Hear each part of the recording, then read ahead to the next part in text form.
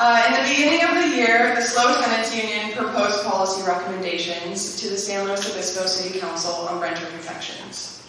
The SLO Chamber Board reviewed these recommendations and supports the city improving the access to rental data and information, possibly through a rental registry, as long as this does not increase city costs and staff numbers. We would recommend against adding more regulations that would create challenges for building more housing in SLO. We also support the city in increasing legal education for both tenants and landlords in order to help address tenant health and safety concerns.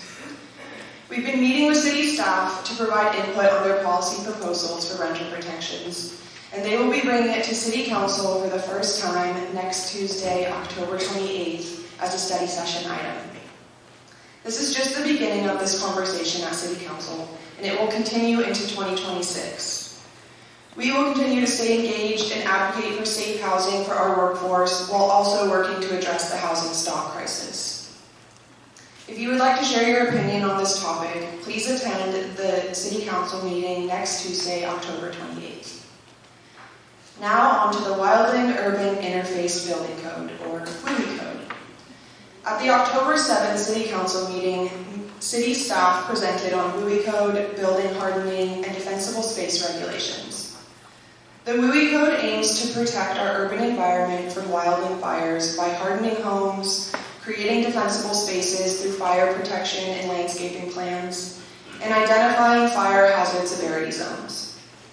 The maps that identify the fire hazard severity zones have been updated for the first time since 2009, and the number of parcels included in the very high fire hazard severity zones have significantly increased.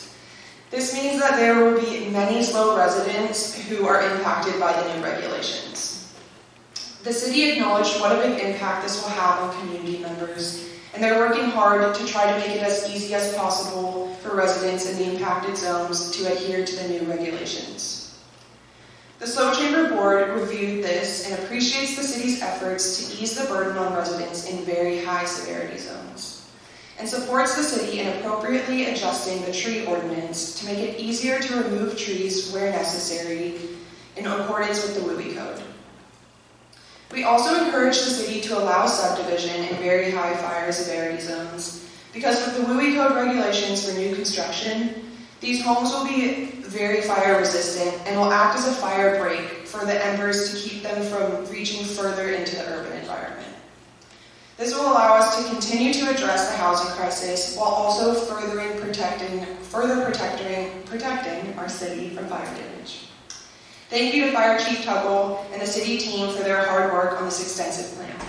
We appreciate all you do to keep our community safe. Alright, this one might sound familiar to a lot of you. In 2016, the SLO County Transportation Sales Tax, Measure J, lost by just a few hundred votes.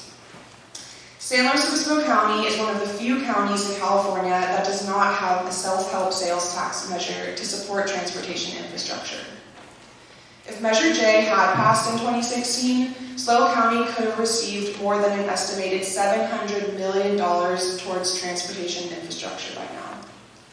SLO Council of Governments, or SLOCOG, is currently engaging with the community to determine if a similar measure should be on the November 2026 ballot. The QR code on this screen links to SLOCOG's survey that is open until October 31st, where you can share your opinion about how the funds generated by this measure should be allocated if it were to pass in November. It's a very quick survey that has a really big impact, so please take a moment to pull out your phone and scan the QR code on the screen. This would be a second chance for our county to receive necessary funding to support transportation infrastructure improvements. The SLO Chamber Board supports this measure being on the ballot because if passed, it will provide critical local funding that will open the door to improve our county's infrastructure through access to state grants. These additional funds will allow us to improve transportation infrastructure that will support our community's current and future needs as we work to build more housing. Lastly, if you're interested in engaging further on topics like these, joining a chamber advisory body is a great way to do that. The Chamber has 4 committees that help shape Chamber positions, engage other members, and drive how we deliver on our mission and uphold our values. Committee applications for 2026 are currently open and due by Wednesday, November 12th. So if you're interested, please head to the SLO Chamber website. You can find the application by clicking on Advisory Bodies in the Your Chamber dropdown. The Chamber is committed to keeping you informed and advocating for policies that support a thriving economy. We encourage you to stay engaged by reading our new quarterly advocacy update, attending upcoming council and supervisor meetings, and sharing your perspectives. These decisions shape the future of our community, and your voice is an important part of that process. Thank you for staying involved, and we'll continue to keep you updated on these key issues.